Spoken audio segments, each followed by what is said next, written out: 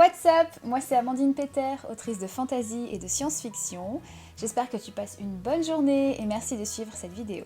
Si tu veux savoir comment accompagner ton lecteur dans ton monde tout en douceur, sans lui déverser un camion benne d'informations dans la gueule, cette vidéo est faite pour toi. Quand on a besoin de transmettre des informations propres au world building dans son roman, la chose la plus compliquée, c'est définitivement de le faire de façon subtile. Si on donne toutes les informations en même temps, le risque c'est d'inonder le lecteur avec des informations de contexte, d'histoire, de caractérisation de personnages. Et c'est exactement ça ce qu'est l'info dumping. Dump égale lâcher. Donc on balance littéralement des informations au lecteur et démerde-toi. Alors, premier conseil pour éviter l'infodumping, on oublie le chapitre introductif. C'est chiant, c'est ennuyeux, c'est pas accrocheur et la plupart du temps, le lecteur ne va retenir qu'à peu près 10% des informations. Rappelle-toi, le premier chapitre doit être une accroche. Il doit happer le lecteur et c'est le moment où on en profite pour montrer le quotidien du protagoniste, son conflit interne, etc. Va consulter ma vidéo sur la structure en 3 actes pour comprendre le rôle de l'accroche dans un roman. Alors, je sais que les mondes qu'on a en tête sont beaux, sont complexes, sont pleins d'originalité, mais le problème, c'est quand on reçoit les informations en bloc, c'est pas sympa à lire du tout. Quelle que soit la beauté et l'originalité et l'exceptionnalité de ton monde. Alors, il y a une alternative, qui est le prologue, mais là encore, il faut veiller à ne pas le faire trop long, pas trop explicatif, d'introduire les éléments du monde qui sont absolument nécessaires au début de l'histoire, et de préférence les intégrer dans un tableau vivant et dans une action. Mais sans chapitre introductif, comment mon lecteur va comprendre de quoi je parle? Deuxième conseil, hyper précieux, newsflash, le lecteur n'est pas un imbécile. Et ça, c'est quelque chose que je déteste personnellement en tant que lectrice, dans un roman, quand on me prend par la main et qu'on m'explique tout en commençant le roman, comme si j'avais pas de cerveau et que je pouvais pas capter en fait selon les actions qui vont se dérouler. Ils peuvent comprendre les actions du début, même si elles se passent dans un monde dont ils n'ont pas encore toutes les clés. Et l'apprentissage peut se faire sur plusieurs chapitres. Pas besoin de tout vomir dans une introduction. On a beau croire que donner l'info une seule fois clairement va suffire, mais ce n'est pas comme ça que ça marche. Si on distille les informations et qu'on les donne goutte à goutte, petit à petit, le lecteur peut très bien visualiser l'ensemble assez rapidement et assez simplement. Et puis si on donne tout d'un coup, en tant que lecteur, on ne peut pas tout retenir, parce qu'il ne faut pas oublier qu'on lit par plaisir et pas pour réviser avant un examen. Troisième conseil, utilisez l'action, les dialogues et les personnages pour introduire subtilement son monde, son intrigue et ses personnages. Subtilement, c'est le mot-clé ici, parce qu'on n'utilise pas les dialogues pour introduire des éléments de world building, par exemple, de façon hyper fausse. Mais tu sais très bien, Albert, la cité est abandonnée depuis 400 ans. Par pitié.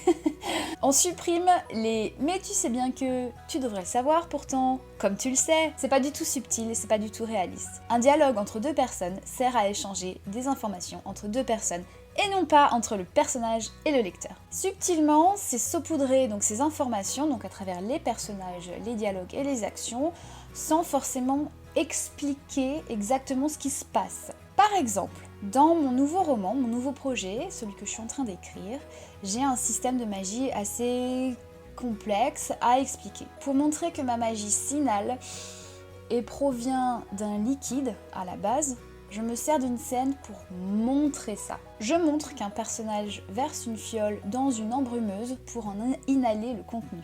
Et par conséquent, acquérir le pouvoir de ce liquide que ce personnage a inhalé. À aucun moment je n'explique. Oui, l'embrumeuse était un moyen d'aspirer l'énergie des pierres via la fumée que l'on en inspirait par les poumons. J'ai pas besoin de l'expliquer en fait. Via la scène, via la visualisation de l'action, on comprend tout de suite à quoi ça sert et comment ça marche. Et ça m'amène donc à mon quatrième conseil, montrer, ne pas expliquer.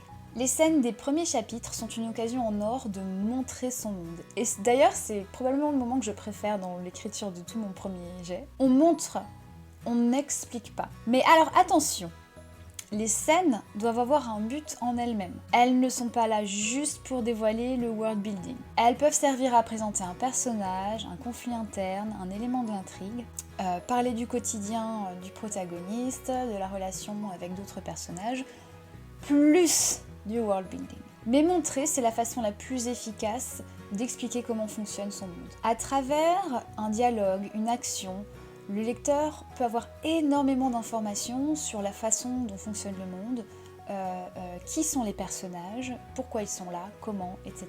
Et comme dans mon exemple précédent, le lecteur peut très bien comprendre qu'une planète, par exemple, est sous contrôle militaire si, dans une action, dans une scène, on montre le protagoniste qui croise plusieurs factions armées, qui est soumis à des contrôles, etc. On n'a pas besoin de l'expliquer dans un énorme paragraphe. Alors bien sûr, il y a des choses qu'on peut expliquer.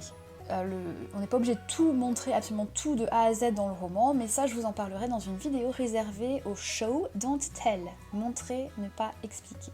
5e conseil, bien choisir les informations qu'on va donner au lecteur. Entre parenthèses, je fais un clin d'œil au roman de jadis, et notamment au Seigneur des Anneaux, coucou. Quand j'ai commencé à lire le tome 1, je me souviens que mon père m'a dit de sauter les 50 premières pages si jamais j'accrochais pas, si jamais je m'ennuyais trop. Et je crois que je l'ai fait. Alors, les fans du Seigneur des Anneaux, ne venez pas chez moi avec des pics et des torches. Le Seigneur des Anneaux est un classique, un chef-d'œuvre, c'est pas discutable. Mais aujourd'hui, on lit et on écrit différemment. C'est comme ça, les goûts changent, les époques changent. Si on essaye d'émuler un livre qui a eu du succès il y a, je sais absolument pas combien d'années, mais très longtemps, on risque d'ennuyer les lecteurs en fait. Tout ça pour dire que l'alliage précis des matériaux utilisés pour construire des maisons sur une telle planète ou sous l'eau, on s'en branle un peu. Oupsie. Dans un roman, si moi on me dit « Tiens, il y a des maisons sous l'eau », je dis « Ok, maintenant donne-moi une histoire intéressante qui se passe dans ces maisons sous l'eau. » Je me pose pas forcément la question de comment est-ce qu'elles tiennent, depuis combien de temps elles sont là, c'est quoi le matériau qui a été utilisé pour construire. Moi je veux voir les personnages dans des actions, je veux voir ce qu'ils vont faire, je veux voir quel est le problème, comment ils vont le régler, etc. Sinon je risque de m'ennuyer assez vite.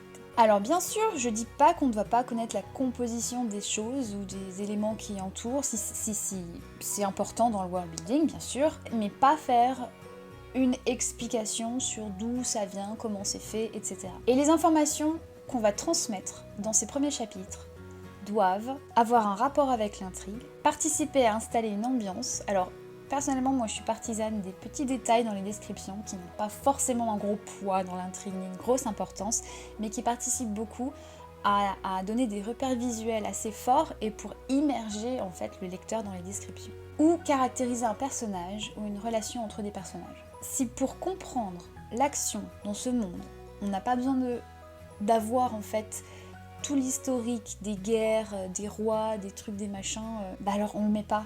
Parce qu'on n'a pas besoin d'avoir toutes les informations en tant que lecteur. C'est vraiment l'histoire en elle-même et les personnages, ce qui va se passer et comment ce qui se passe affecte le personnage qui va vraiment attirer le lecteur dans une lecture. Par exemple, j'ai un personnage, un alchimiste dans mon nouveau projet, que je veux caractériser en lui donnant un détail qu'on n'oublie pas. Dans sa description, j'explique qu'il porte un bonnet vert sur lequel sont brodés des boutons de toutes les tailles et toutes les couleurs. Ça se visualise bien.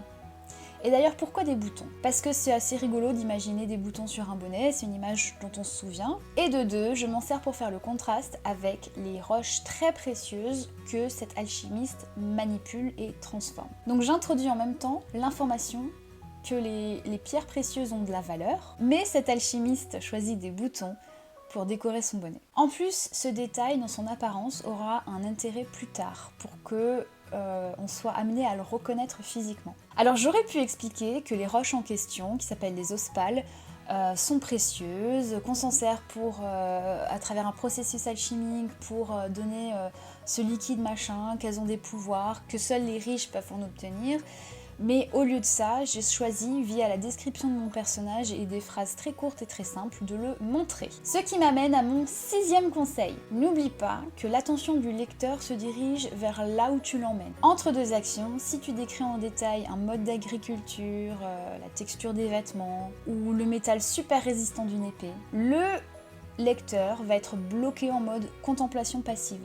Il va littéralement passer 5 minutes à visualiser une épée. Et ça, c'est dangereux parce que si c'est trop long, le lecteur va s'ennuyer. Si au lieu de ça, tu montres des tableaux vivants, mouvants, c'est beaucoup plus efficace. Tu fais participer le lecteur et tu le mets au cœur d'un monde qui bouge et qui respire. Et la notion d'action, et plus précisément de mouvement, est clé. Au lieu de raconter, au lieu d'expliquer comment et pourquoi le métal de ton épée est particulièrement résistant, montre le protagoniste qui s'en sert. Et mieux, fais un tableau vivant où d'autres personnages utiliseront des épées moins résistantes. Montre la différence entre les autres épées qui se brisent et l'épée du protagoniste qui est ultra résistante. L'image va marquer le lecteur beaucoup plus efficacement que l'explication. Pour récapituler, on oublie le premier chapitre qui dégueule des infos rigides. On fait confiance au lecteur pour qu'il comprenne le monde sans qu'on ait besoin de lui expliquer tout de A à Z. On se sert de l'action, des dialogues et des personnages pour transmettre subtilement des informations. On montre, on n'explique pas. On livre les informations dont le lecteur a besoin au moment où il en a besoin. Et on crée des tableaux vivants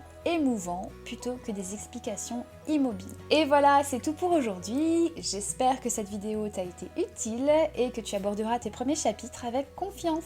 Et j'en profite pour te rappeler que je suis l'autrice de la saga Les Nébuleuses, La couleur des nébuleuses, le tome 1, Le silence des nébuleuses, le tome 2, ainsi que la trilogie Le Stream, en 3 tomes qui sont toutes les deux disponibles chez Explora Éditions. Pour me soutenir, je t'invite à cliquer sur like, abonner, la cloche pour recevoir mes vidéos dès qu'elles sont publiées, et également à me suivre sur Instagram et Facebook où je partage l'évolution de mes romans. Je te remercie d'avoir suivi cette vidéo, je te souhaite une excellente journée, à la prochaine.